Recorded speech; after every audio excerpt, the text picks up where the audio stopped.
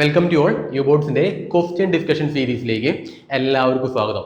ഇന്ന് നമ്മൾ ഡിസ്കസ് ചെയ്യാൻ പോകുന്നത് എയർഫോഴ്സ് വൈൻ്റെ ഒരു പ്രീവിയസ് ഇയർ ക്വസ്റ്റ്യൻ പേപ്പറാണ്. ഇപ്പോൾ യുബോട്ട്സിന്റെ വെബ്സൈറ്റ് എടുത്തു കഴിഞ്ഞാൽ അതിൽ ഫ്രീ ആയിട്ടൊരു കോഴ്സ് കിടക്കുന്നുണ്ടായിരിക്കും, എയർഫോഴ്സ് വൈ ഓപ്പൺ കോഴ്സ് എന്നല്ലേ. അതിൽ മൂന്നാമതായി ഡിസ്കസ് ചെയ്യുന്ന PYQ3 മാത്സിലെ ക്വസ്റ്റ്യൻസ് ആണ് ഇന്ന് നമ്മൾ നോക്കാൻ പോകുന്നത്. അതായത് 21ാമത്തെ ക്വസ്റ്റ്യൻ മുതൽ 28ാമത്തെ ക്വസ്റ്റ്യൻ വരെയുള്ള മാത്സിലെ ക്വസ്റ്റ്യൻസ് ആണ് ഈ ഒരു വീഡിയോയിലൂടെ നമ്മൾ ഡിസ്കസ് ചെയ്യുന്നത്.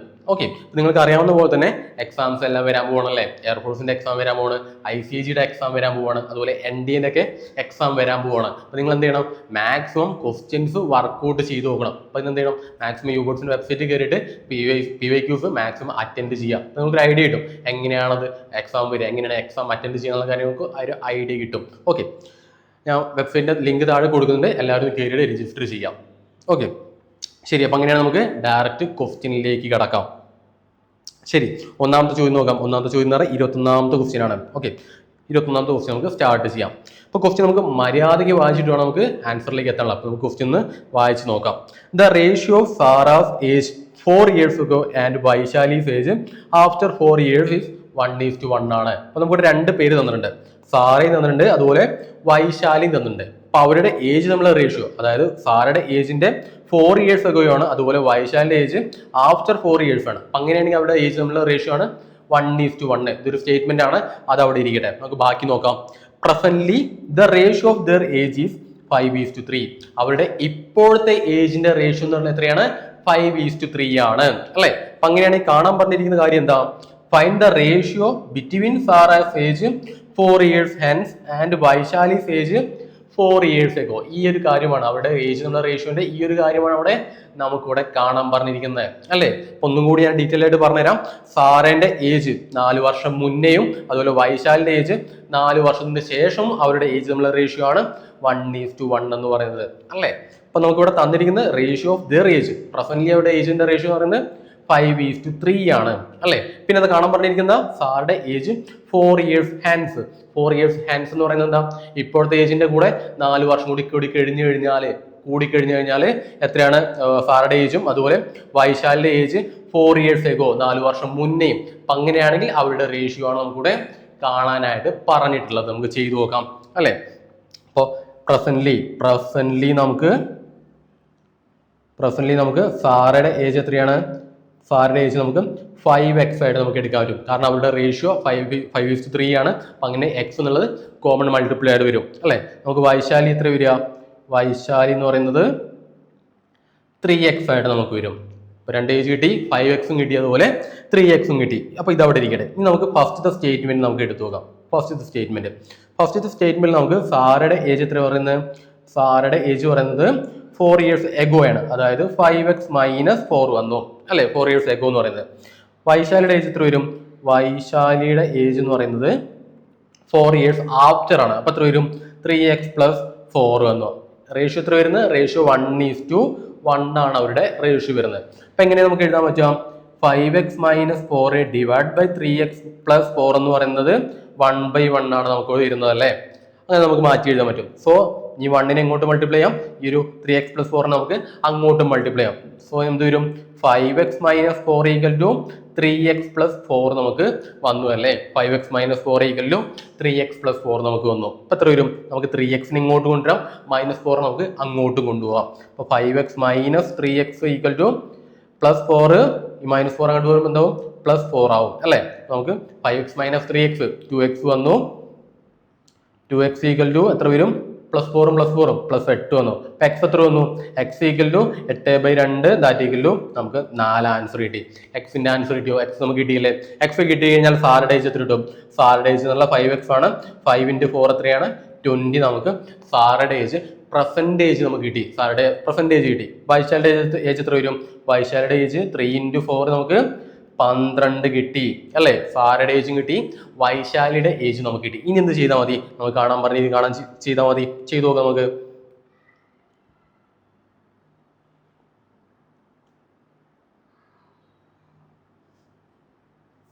ഓക്കെ, അപ്പൊ നമുക്കിനി കാണേണ്ടത് സാറുടെ ഏജ് പറഞ്ഞിരുന്ന കണ്ടീഷൻ എന്താണ്? 4 years hence ആണ്. അപ്പൊ അങ്ങനെയാണെങ്കിൽ 20 + എത്ര വരും? 4 വരും അല്ലെ. വൈശാലിയുടെ എത്ര വരും? 4 years ago ആണ്. അപ്പൊ അങ്ങനെ എന്ത് വരും? 8 - 4 വരും, 8 - 4 വരും. ടോട്ടൽ എത്ര വന്നു 16 സാറുടെ ഏജ് എന്ന് പറയുന്നതും വൈശാലിയുടെ ഏജ് എന്നുള്ളത് 8 നമുക്ക് വന്നിട്ടുള്ളത്. 8 - 4 അല്ല 12 - 4 12 വൈശാലിയുടെ ഏജ് ആയിട്ട് വരുന്നത്, ഇപ്പോഴത്തെ പ്രസന്റ് ഏജ് ആയിട്ട് വരുന്നത്. ഓക്കെ, അപ്പൊ അതിന് നമുക്ക് ഏജ് എങ്ങനെ കിട്ടി? സോറി മാറിപ്പോയിട്ടുണ്ട്. സാറുടെ ഏജ് 20 + 4 24 വന്നു. അതുപോലെ വൈശാലിയുടെ ഏജ് 8 വന്നു. അല്ലേ? കറക്റ്റ് അല്ലേ? അല്ലെ? സാറുടെ ഏജ് 24 വന്നു. അതുപോലെ വൈശാലിയുടെ ഏജ് 8 വന്നു. അപ്പൊ അങ്ങനെയാണ് നമുക്ക് റേഷ്യോ എത്ര വരും? റേഷ്യോ ഈക്വൽ എത്ര വരും? 24 / 8 ദാറ്റ് ഈക്വൽ ടു 3/1 ആണ് നമുക്ക് റേഷ്യോ വരും. That equal 3:1. അല്ലെ? ഓപ്ഷൻ ഉണ്ടോ? ഓപ്ഷൻ ബി ആണ്. ഓപ്ഷൻ ബി ആണ് ഇവിടെ കറക്റ്റ് ആയിട്ടുള്ള ആൻസർ വരുന്നത്. സിമ്പിൾ അല്ലേ? ആ ജസ്റ്റ് കൺസെപ്റ്റ് അറിഞ്ഞിരിക്കുക, ചെയ്തു പോകാനുള്ളതേ ഉള്ളൂ. ഓക്കെ, ശരി. അപ്പൊ അങ്ങനെയാണ് നമുക്ക് അടുത്തൊരു ക്വസ്റ്റ്യനിലേക്ക് കിടക്കാം. 22ാമത്തെ question. A shopkeeper earns 540% profit on cost. അതായത് ഒരു ഷോപ്പ് കീപ്പർ ഒരു സാധനം വിൽക്കുന്നത് 540% പ്രോഫിറ്റിലാണ്. എന്തിന്റെ പെർസെന്റേജിലാണ്? കോസ്റ്റ് പ്രൈസിന്റെ. അയാൾ എത്രയാണോ മേടിക്കുന്നത് ആ മേടിക്കുന്ന പ്രൈസിന്റെ 540% പ്രോഫിറ്റിലാണ് ആ ഒരു സാധനം അയാൾ വിൽക്കുന്നത്, പ്രോഫിറ്റ് ആണ് അയാൾ എടുക്കുന്നത്. അല്ലെ? If the cost increases by 60%, അയാൾ മേടിക്കുന്ന കോസ്റ്റ് 60% കൂടിക്കഴിഞ്ഞാൽ selling price remains the same. Selling price മാറ്റം വരുത്തുന്നില്ല അയാൾ. അപ്പൊ അങ്ങനെയാണെങ്കിൽ കാണാൻ പറഞ്ഞിരിക്കുന്ന കാര്യം എന്താ? Find the ratio of the new profit to the selling price. അങ്ങനെയാണെങ്കിൽ അയാൾക്ക് കിട്ടുന്ന പുതിയ പ്രോഫിറ്റും അതുപോലെ സെല്ലിംഗ് പ്രൈസ് തമ്മിലുള്ള റേഷ്യോ ആണ് നമുക്കിവിടെ കാണാനായിട്ട് പറഞ്ഞിട്ടുള്ളത്. അല്ലെ? ചെയ്തു നോക്കാം. അതിനുവേണ്ടി നമുക്ക് എന്തൊക്കെ കാണണം? ഇപ്പോഴത്തെ സെല്ലിംഗ് പ്രൈസ് എത്രയാണെന്നുള്ളത് കാണണം. അതുപോലെ പുതിയ പ്രോഫിറ്റ് എത്രയാന്നുള്ള കാര്യം നമുക്കിവിടെ കാണാനുണ്ട്. അല്ലെ? നമുക്ക് ചെയ്തു നോക്കാം. ഓക്കെ, അപ്പൊ നമുക്കിവിടെ തന്നിരിക്കുന്നതിൽ കോസ്റ്റ് പ്രൈസ് ആയിട്ട് നമുക്ക് കോസ്റ്റ് പ്രൈസ്, അതായത് അയാൾ മേടിച്ചിരിക്കുന്ന പ്രൈസ്, ആ സാധനം മേടിച്ചിരിക്കുന്ന പ്രൈസ് നമുക്ക് 100% നമുക്ക് എടുക്കാൻ പറ്റും. അല്ലെ? അപ്പൊ അങ്ങനെയാണെങ്കിൽ കോസ്റ്റ് പ്രൈസ് പ്രോഫിറ്റ് എത്രയാണ്?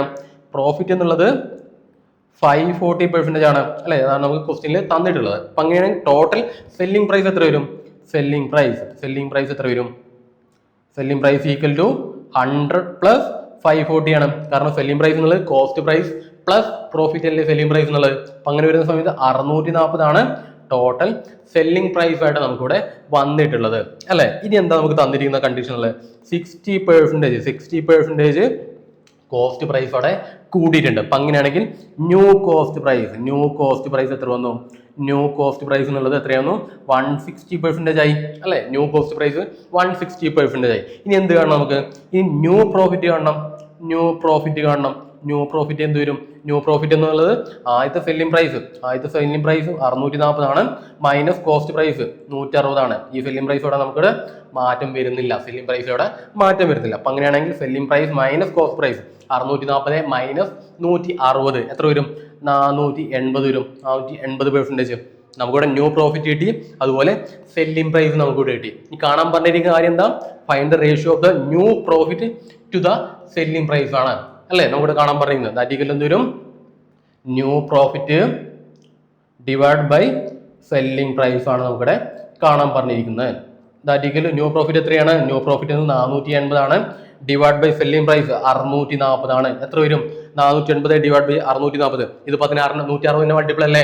160 മൾട്ടിപ്പിൾ ആണ്. 160 320 480 640. അങ്ങനെ വരുന്ന സമയത്ത് 3/4 വരും. That equal 3:4. ഓപ്ഷൻ ഉണ്ടോ? ഓപ്ഷൻ ഡി ആണ് ഇവിടെ കറക്റ്റ് ആയിട്ടുള്ള ആൻസർ വരുന്നത്. ചെയ്തു നോക്കാം. നിങ്ങൾ സ്വന്തമായിട്ട് ചെയ്തു നോക്കാം. ആൻസർ കിട്ടുന്ന കാര്യം ചെയ്തു നോക്കാം. ഓക്കെ, അടുത്ത ക്വസ്റ്റ്യൻ നോക്കാം. 23ാമത്തെ ക്വസ്റ്റ്യൻ നോക്കാം. 2 trains 125 meters and other 375 meters long are running in opposite direction on parallel tracks.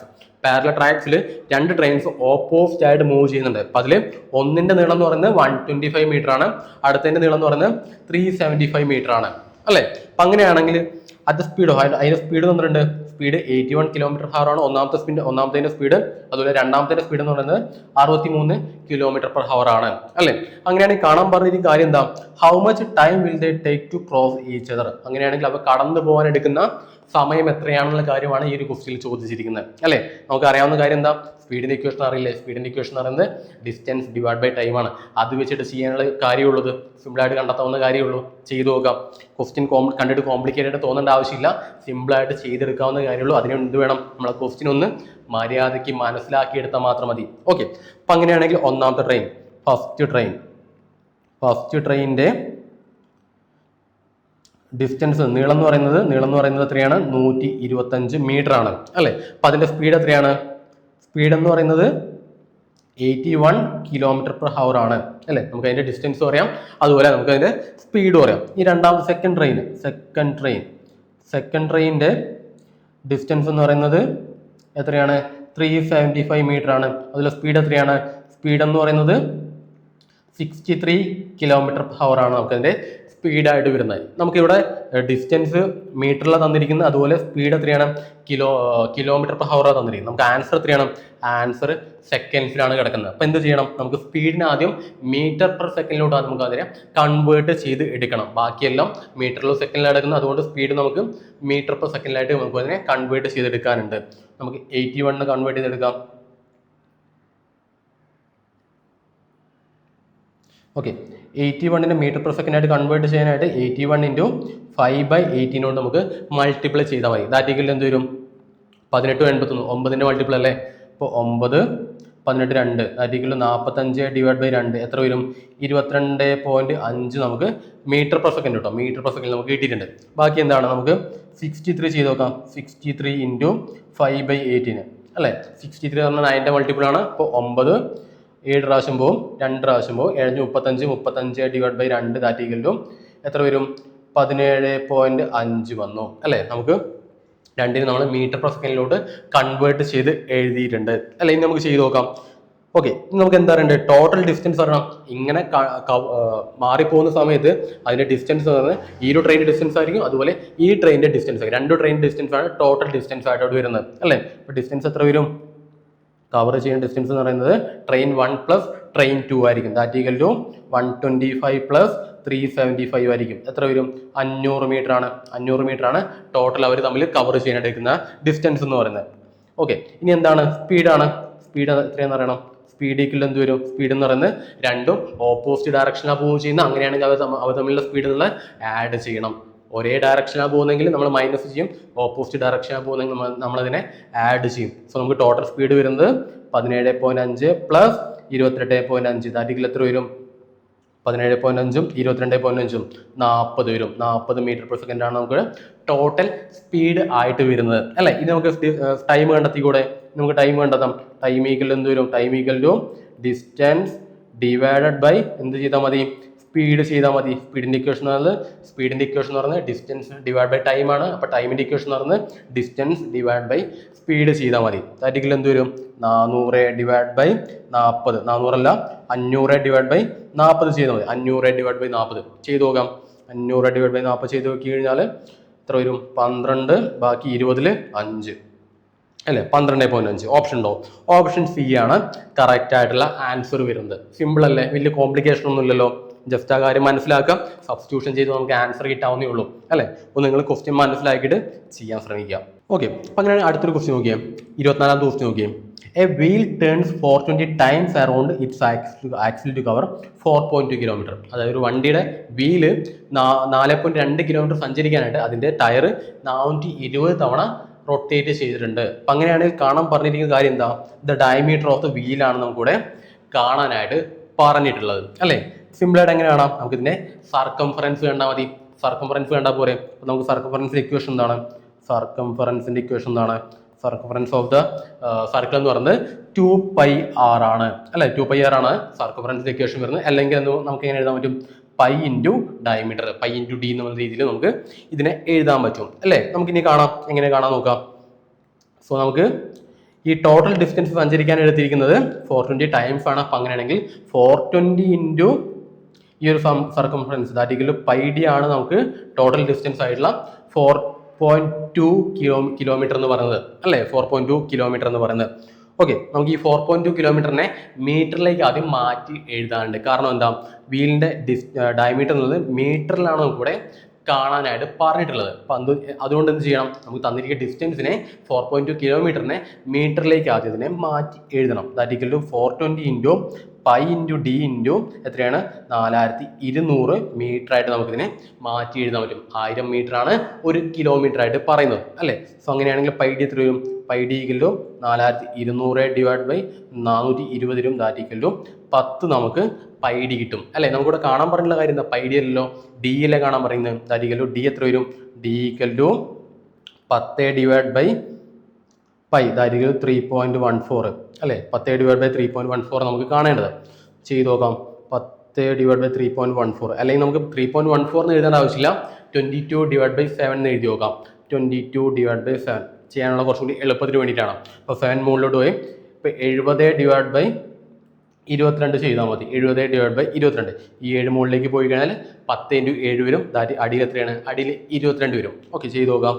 70/22 ഇപ്പോൾ 3 22 എന്നുള്ള 66 ബാക്കി എത്ര വന്നു? 40 വന്നു. 40 1 വന്നു 22 ബാക്കി 18 180 എത്ര വന്നു?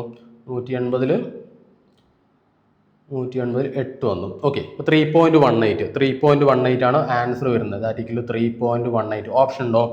ഓപ്ഷൻ ബി ആണ് ഇവിടെ കറക്റ്റ് ആയിട്ടുള്ള ആൻസർ വരുന്നത്. ഓപ്ഷൻ ബി ആണ് കറക്റ്റ് ആയിട്ടുള്ള ആൻസർ വരുന്നത്. ഇവിടെ നിങ്ങൾ സർക്കംഫറൻസ് ആലോചിച്ച് വയ്ക്കുക, അതിൻ്റെ മൾട്ടിപ്പിൾസ് ആണ് ടോട്ടൽ ഡിസ്റ്റൻസ് കവർ ചെയ്തെന്നുള്ള കാര്യം ഓർമ്മിച്ച് വയ്ക്കുക.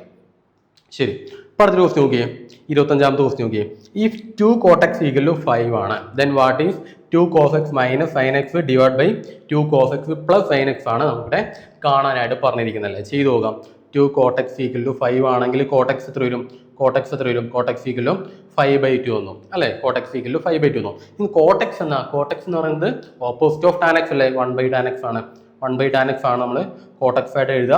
അപ്പോൾ tan x എങ്ങനെ എഴുതുക? tan x sin x / cos x ആണ്. അങ്ങനെയാണെങ്കിൽ cot x എന്ത് വരും? cot x =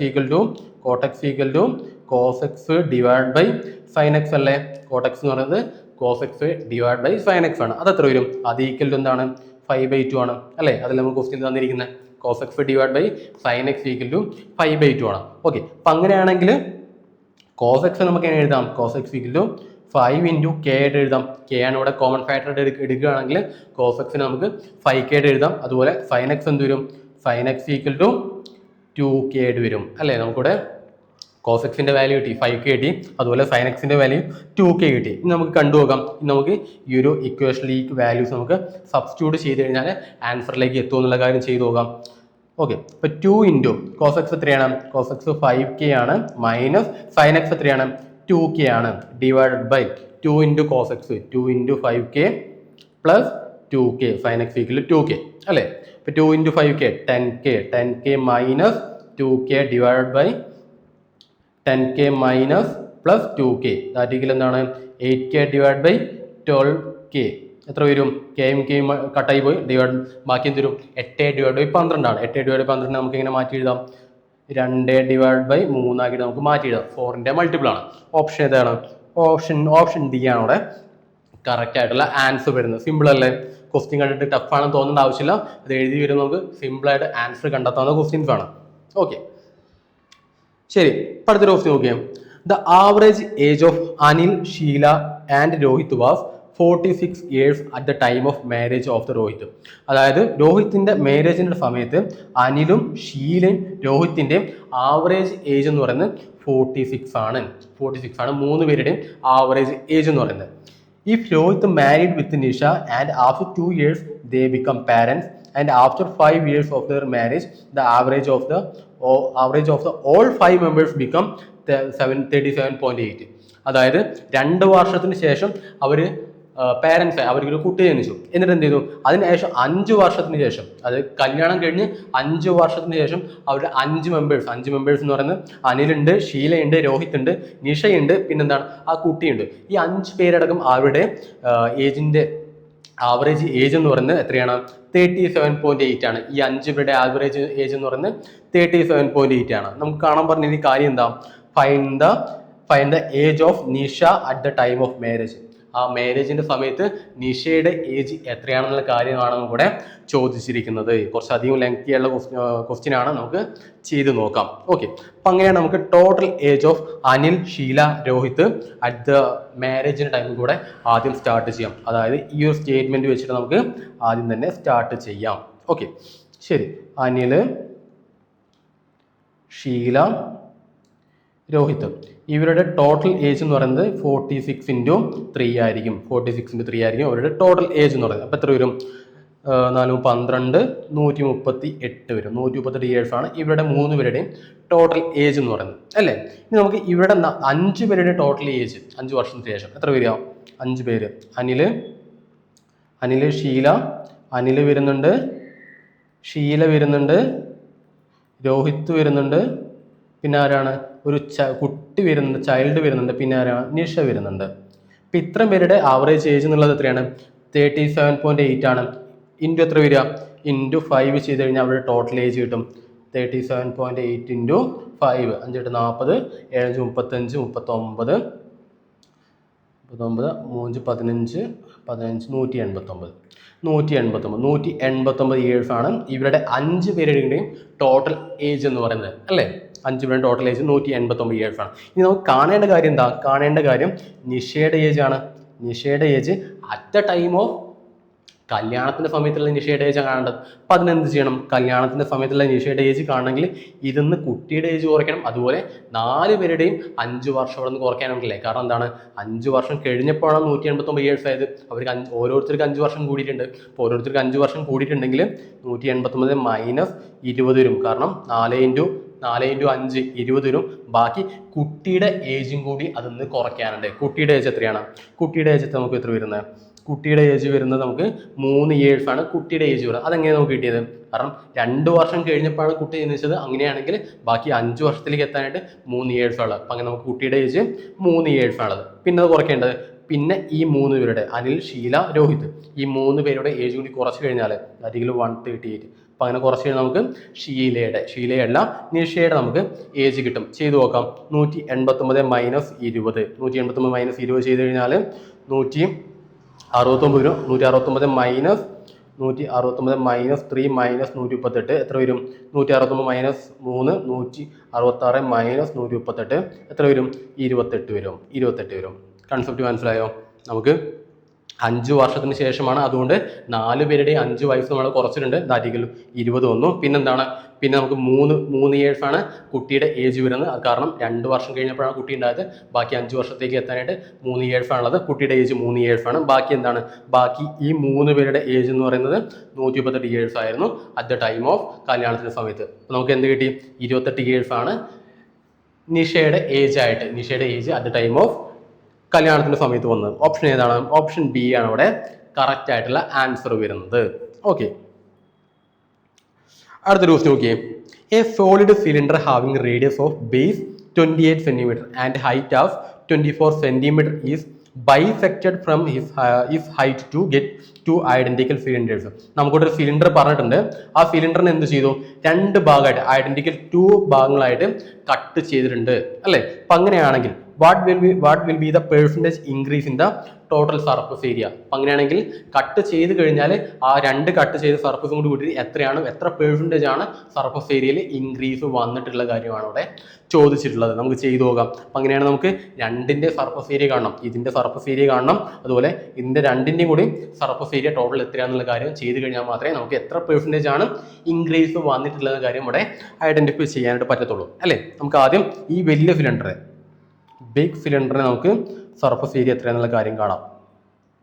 ഓക്കെ, സിലിണ്ടറിന്റെ സർഫസ് ഏരിയ നമുക്ക് എങ്ങനെ ഇടാം? ടോട്ടൽ ഒരു സർക്കിൾ ഉണ്ട്, താഴെ ഒരു സർക്കിൾ ഉണ്ട്, പിന്നെ ഇങ്ങനത്തെ കവറിങ് ഒരു സാധനമുണ്ട്. അങ്ങനെ ടോട്ടൽ നമുക്ക് എത്ര സർഫസ് ഉണ്ട്? 3 സർഫസ് ആണ് വരുന്നത്. അപ്പോൾ മുകളിൽ നമുക്ക് πr² വരും, താഴെ ഒരു πr² വരും, പ്ലസ് ഈ സെൻട്രലിന്റെ ഭാഗം നമുക്ക് എത്ര വരിക? π × RH വരും, അല്ലേ? നമുക്ക് 3 സർഫസ് ആണ് വരുന്നത്. അപ്പോൾ ടോട്ടൽ എത്ര വരിക? 2πr² പ്ലസ് πRH ആണ് സിലിണ്ടറിന്റെ സർഫസ് ഏരിയ ആയിട്ട് വരുന്നത്, അല്ലേ? 2πr² × πRH, അതിൽ ഞാൻ 2πRH കേട്ടോ, 2πRH വരും, അല്ലേ? 2πRH വരും, അല്ലേ? അപ്പം അതിനെ 2πr പുറത്തേക്ക് എടുത്തു കഴിഞ്ഞാൽ എത്ര വരും?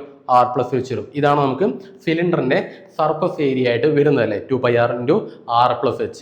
ഓക്കെ, അപ്പം അങ്ങനെയാണ് നമുക്ക് ബാക്കി എന്തൊക്കെ കാര്യം തന്നിട്ടുള്ളത്?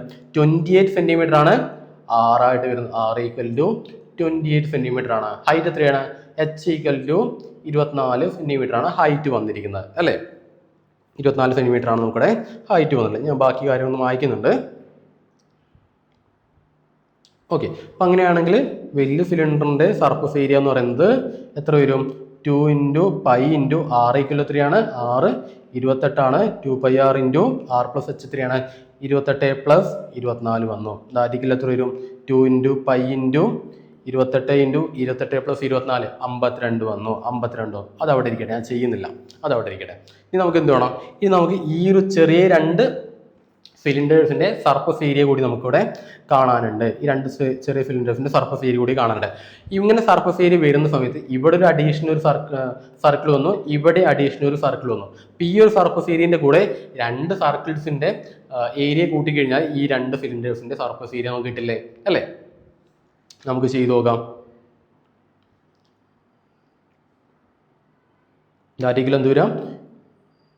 2π × 28 × 52 ഈ വലിയ സിലിണ്ടർ സർഫസ് ഏരിയ പ്ലസ് എന്ത് വരും? പ്ലസ് വരുന്നത് πr² വരും, പിന്നെ ഒരു πr². ഇവിടെ ഒരു സർഫസ് ഏരിയ ഉണ്ട്, ഇവിടെ ഒരു സർഫസ് ഏരിയ ഉണ്ട്. അങ്ങനെ ടോട്ടല് 2 πr² ഇവിടെ ആഡ് ചെയ്ത് കഴിഞ്ഞാൽ ടോട്ടൽ ആ രണ്ട് സിലിണ്ടേഴ്സിന്റെ സർഫസ് ഏരിയ നമുക്ക് അവിടെ കിട്ടും അല്ലേ? ഇപ്പൊ എന്ത് വരും? 2π × 28 × 52 plus πr² plus πr², 2πr², 2 × π × r² എത്ര വരിക? r² എത്ര വരിക? r = 28 സ്ക്വയർ, 28 × 28 അല്ലേ? 28 × 28. നമുക്ക് എങ്ങനെ സിംപ്ലിഫൈ ചെയ്തതിന്റെ ആൻസർ കിട്ടുക എന്നുള്ള കാര്യം നോക്കാം. ഓക്കെ, ഇതിൽ നമുക്ക് കോമൺ ആയിട്ട് എന്തൊക്കെ വരുന്നുണ്ട്? ഇതിൽ കോമൺ ആയിട്ട് 2π വരുന്നുണ്ട്, ഇവിടെ ഒരു 2π വരുന്നുണ്ട് അല്ലേ? ബാക്കി എന്ത് വരുന്നുണ്ട്? ഒരു 28 വരുന്നുണ്ട്, ഇവിടെ ഒരു 28 വരുന്നുണ്ട്. അപ്പൊ അതിന് നമുക്ക് കോമൺ ആയിട്ട് പുറത്തേക്ക് എടുക്കാം. സോ 2π × 28 ഇൻറ്റു എന്ത് വരും? ഇൻറ്റു 52 പ്ലസ് എത്ര വരും? 28 വരും അല്ലേ? 52 × 28 വരും. സോ ഓക്കെ, 28 പ്ലസ് 52 എത്ര വരും? 28 പ്ലസ് 52 ചെയ്ത് കഴിഞ്ഞാൽ 80 വരും. അപ്പൊ 2π × 28 × 80 ചെയ്താൽ നമുക്ക് ആൻസറിലേക്ക് എത്താൻ പറ്റും. ഒന്ന് ചെയ്ത് നോക്കിയേ, എത്രയാണ് ആൻസർ കിട്ടുന്ന കാര്യം നോക്കിയിട്ട് നിങ്ങളുടെ മാർക്ക് ചെയ്യുക. ഓപ്ഷൻ എ ആണോ, ഓപ്ഷൻ ബി ആണോ, ഓപ്ഷൻ സി ആണോ, ഓപ്ഷൻ ഡി ആണോ എന്ന കാര്യം ഒന്ന് മൾട്ടിപ്ലൈ ചെയ്ത് നോക്കുക, കറക്റ്റ് ആൻസറിലേക്ക് എത്താം. നമ്മൾ പൈൻ്റെ ആൻസർ, പൈൻ്റെ ഇക്വേഷൻ 22/7 ആയിട്ട്, പൈൻ്റെ വാല്യൂ 22/7 ആയിട്ട് എടുത്താൽ മതി. ഓക്കെ, ശരി. ഇപ്പൊ അടുത്തൊരു ക്വസ്റ്റ്യൻ നോക്കിയേ, ഫൈനൽ ലാസ്റ്റ് ഒരു ക്വസ്റ്റ്യൻ നോക്കാം. The HCF and LCM of two positive numbers are 4 and 80 respectively. നമുക്ക് രണ്ട് സംഖ്യകളുടെ HCF ഉം LCM എന്ന് പറയുന്നത് എത്രയാണ്? 4 ഉം 80 ആണ്. ഇവിടെ തന്നിരിക്കുന്ന കാര്യം എന്താ? ടു പോസിറ്റീവ് നമ്പേഴ്സ് അല്ലെ? പോസിറ്റീവ് നമ്പേഴ്സിന്റെ HCF ആൻഡ് LCM ആണ്. If one of the number is 4 more than other, അതിൽ ഒരു സംഖ്യ എന്നുള്ളത് മറ്റേ സംഖ്യനെക്കാട്ടി 4 കൂടുതലാണ്. അപ്പൊ അങ്ങനെയാണെങ്കിൽ ഫൈൻഡ് ദ സ്മാളർ നമ്പർ ആണ് ഇവിടെ കാണാനായിട്ട് പറഞ്ഞിരിക്കുന്നത് അല്ലേ? ഓക്കെ, അപ്പൊ നമുക്ക് അറിയാവുന്ന ഒരു കാര്യം എന്താ? രണ്ട് സംഖ്യന്റെ HCF LCM തന്നിട്ടുണ്ടെങ്കിൽ അതിന്റെ മൾട്ടിപ്പിൾ എന്നുള്ള HCFന്റെയും അതുപോലെ LCMന്റെ മൾട്ടിപ്പിൾ എന്ന് പറയുന്നത് ആ രണ്ട് സംഖ്യേന്റെ മൾട്ടിപ്പിൾ ആയിരിക്കും അല്ലെ? മൾട്ടിപ്പിൾ ഓഫ് 2 നമ്പേഴ്സ് ആയിരിക്കും, മൾട്ടിപ്പിൾ ഓഫ് 2 നമ്പേഴ്സ് ആയിരിക്കും അല്ലേ? ഓക്കെ, അപ്പോൾ നമുക്ക് എടുക്കാം നമ്പേഴ്സ് ഏതൊക്കെ എടുക്കാം? നമ്പർ നമുക്ക് എക്സ് എടുക്കാം, രണ്ടാമത്തെ നമ്പർ എത്ര എടുക്കാം? x+4 എടുക്കാം അല്ലേ? ഒന്നാമത്തെ സംഖ്യ എക്സ് ആണെങ്കിൽ മറ്റേ സംഖ്യ എത്രയാണ്? x+4 ആണ്. One of the number is more than 4 more than other ആണ് പറഞ്ഞിട്ടുള്ളത്. അപ്പൊ അങ്ങനെയാണെങ്കിൽ ഫസ്റ്റ് സംഖ്യ എക്സ് ആണ്, രണ്ടാമത്തെ സംഖ്യ എത്രയാണ്? രണ്ടാമത്തെ സംഖ്യ എന്നുള്ളത് x+4 ആണ് അല്ലേ? അപ്പൊ എക്സ് ഇൻറ്റു, ഇപ്പോൾ HCF എത്രയാണ്? HCF 4 ആണ്, LCM എത്രയാണ്? 80 ആണ്. ഈക്വൽ എത്രയാണ്? x ഇൻറ്റു x+4 വന്നു അല്ലെ? x ഇൻറ്റു x+4 ആണ്. നമുക്ക് 4 × 8 വരുന്നത് 320 എത്രയാണ്? x² + 4x വന്നു അല്ലെ? x² + 4x മൈനസ് 320 അങ്ങോട്ടും ഉണ്ടോ? ഈക്വൽ എത്ര വരും? 0 വന്നു. ഇനി ഇതിനെ സോൾവ് ചെയ്താൽ മതി. ഇതിനെ സോൾവ് ചെയ്ത് കഴിഞ്ഞാൽ നമുക്ക് എക്സിന്റെ വാല്യൂ കിട്ടും അല്ലെ? എക്സിന്റെ വാല്യൂ കിട്ടി കഴിഞ്ഞാൽ അത് തന്നെയാണ് സ്മാളസ്റ്റ് നമ്പർ എന്ന് പറയുന്നത് അല്ലെ? ഓക്കെ, ഇത് നമുക്ക് എങ്ങനെ ഫാക്ടറൈസേഷൻ ചെയ്യാൻ പറ്റും? x+4x minus 320. നമുക്ക് കൂട്ടിക്കഴിഞ്ഞാൽ 4 കിട്ടണം, മൾട്ടിപ്ലൈ ചെയ്ത് കഴിഞ്ഞാൽ മൈനസ് 320 കിട്ടണം. അപ്പം അങ്ങനെ ഏതൊക്കെ സംഖ്യകളാണ് ഉള്ളത്? അങ്ങനെ സംഖ്യകൾ ഏതൊക്കെയുള്ളത്? -16 പ്ലസ് 20 എത്ര വരിക? x+20 × x - 60 അല്ലേ? കറക്റ്റ് അല്ലേ? രണ്ടും കൂടി കൂട്ടിക്കഴിഞ്ഞാൽ എത്ര വരും? രണ്ടും കൂടി കൂട്ടിക്കഴിഞ്ഞാൽ +4 വരും, മൾട്ടിപ്ലൈ ചെയ്ത് കഴിഞ്ഞാൽ -320 വരും അല്ലേ? ഓക്കെ, ആൻസർ എത്ര വരിക? അപ്പം അങ്ങനെയാണെങ്കിൽ x - 60 = 0. ഇത് നമ്മൾ എടുക്കേണ്ട ആവശ്യമില്ല. x = എത്ര വരും? x = 16 എടുക്കും. 16 ആണ് ആൻസർ വരിക. ഇതെന്ത് x+20 എന്തുകൊണ്ട് എടുക്കാറുണ്ട്? x+20 = 0 ചെയ്ത് കഴിഞ്ഞാൽ x = -20 അല്ലേ വരിക? നമുക്ക് -20 ആൻസറിലേക്ക് എടുക്കാൻ പറ്റില്ലല്ലോ. കാരണം എന്താ? 2 പോസിറ്റീവ് നമ്പേഴ്സാണ് പറഞ്ഞിരിക്കുന്നത്. പോസിറ്റീവ് നമ്പർ ആയിരിക്കണം. ഇവിടെ പോസിറ്റീവ് നമ്പർ ആയിട്ട് വരുന്നത് 16 മാത്രമേ ഉള്ളൂ. അതുകൊണ്ട് ഓപ്ഷൻ എ ആണ് കറക്റ്റ് ആയിട്ടുള്ള ആൻസർ വരുന്നത് അല്ലേ? ചെയ്ത് നോക്ക് നിങ്ങളൊന്ന്. ഓക്കെ, നിങ്ങൾ ഈ ഒരു ഫാക്ടറൈസേഷൻ ബുദ്ധിമുട്ടായിട്ട് വരുന്നതിന് കുറച്ച് സിംപ്ലിഫൈ ചെയ്യാനായിട്ട് എന്ത് ചെയ്യണം? സിംപ്ലിഫൈ ചെയ്യാനായിട്ട് എക്സ് എടുക്കുന്ന പകരം 4x എടുക്കുക. എക്സ് എടുക്കുന്ന പകരം എന്ത് ചെയ്യണം? 4x എടുത്തു കഴിഞ്ഞാൽ കുറച്ചും കൂടി നമുക്ക് ഇതിനെ സിംപ്ലിഫൈ ചെയ്ത് എടുക്കാൻ പറ്റും. കാരണം എന്താ? നമുക്കിവിടെ വരുന്ന HCF എന്ന് പറഞ്ഞാൽ എത്രയാണ്? HCF 4 ആണ്. അപ്പോൾ അതുകൊണ്ട് നമുക്കിതിനെ മൾട്ടിപ്ലൈ ചെയ്യാൻ പറ്റും. ഇപ്പോൾ നമുക്ക് ഫസ്റ്റ് സംഖ്യ എന്നുള്ളത്, ഫസ്റ്റ് നമ്പർ എന്നുള്ളത് 4x ആയിട്ട് എടുക്കാം. അതുപോലെ സെക്കൻഡ് സംഖ്യ എന്നുള്ളത് എത്രയാണ്? 4x + 4 ആയിട്ട് നമുക്കിതിനെ മാറ്റി എഴുതാം അല്ലേ? കോമൺ HCF 4 വരുന്നത്, അതുകൊണ്ട് നമുക്കിതിനെ 4x ആയിട്ട് നമുക്ക് എഴുതാൻ പറ്റും. ഓക്കെ, സോ അങ്ങനെയാണെങ്കിൽ നമുക്ക് കുറച്ചുകൂടി സിമ്പിളായിട്ട് എഴുതാൻ പറ്റും നോക്കാം. സോ HCFൻ്റെ LCM 4 × 80 = 4x × 4x + 4 വരും. 320 = 16x² + 16x വരും. അപ്പം അങ്ങനെയാണെങ്കിൽ 16നെ ഡിവൈഡ് ചെയ്ത് കഴിഞ്ഞാൽ 16നെ മൊത്തത്തിൽ 16 ഡിവൈഡ് ചെയ്ത് കഴിഞ്ഞാൽ എത്ര വരും? 320 / 16 എത്ര വരും? 20 വരും. 20 = x² + എത്ര വരും? x വരും. ഇത് കുറച്ചും കൂടി സിംപ്ലിഫൈ നമുക്ക് എഴുതാൻ പറ്റില്ലേ? ദാറ്റ് ഈക്വൽ എന്ത് വരും? x + 5 × x - 4 ആയിട്ട് നമുക്കിതിനെ സിംപ്ലിഫൈ ചെയ്ത് എഴുതാൻ പറ്റും. 4 × 5 20 വരും. 5 - 4 + 1 വരും അല്ലേ? സിംപ്ലിഫൈ ചെയ്ത് പെട്ടെന്ന് എഴുതാൻ പറ്റും. സോ നമുക്ക് ഫൈനൽ ആൻസർ എത്ര എഴുതും? ഇപ്പോൾ x = നമുക്ക് 4 വരും. നമുക്ക് ചെറിയ സംഖ്യ എന്നുള്ളത് 4x ആണ്. ദാറ്റ് ഈക്വൽ 4 × 4 16 വരും. ഇങ്ങനെ നമുക്ക് ചെയ്യാൻ പറ്റും. ഏതാണ് നിങ്ങൾക്ക് പെട്ടെന്ന് ചെയ്യാൻ പറ്റുന്ന നോക്കിയിട്ട് നമുക്ക് ചെയ്യാവുന്നതാണ്. ഓക്കെ, ശരി. അങ്ങനെ നമുക്ക് ലാസ്റ്റ് ക്വസ്റ്റ്യൻ ഡിസ്കസ് ചെയ്ത് കഴിഞ്ഞു. അങ്ങനെയാണെങ്കിൽ നെക്സ്റ്റ് വീഡിയോയിൽ നമുക്ക് ഇതുപോലെ വീണ്ടും ക്വസ്റ്റ്യൻസ് നമുക്ക് ഡിസ്കസ് ചെയ്യാം. നിങ്ങൾ മാക്സിമം യൂട്യൂബിൻ്റെ വെബ്സൈറ്റിലേക്ക് കയറിയിട്ട് ആ മോക്ക് ടെസ്റ്റിലൊന്ന് അറ്റൻഡ് ചെയ്ത് നോക്കാം. ഓക്കെ.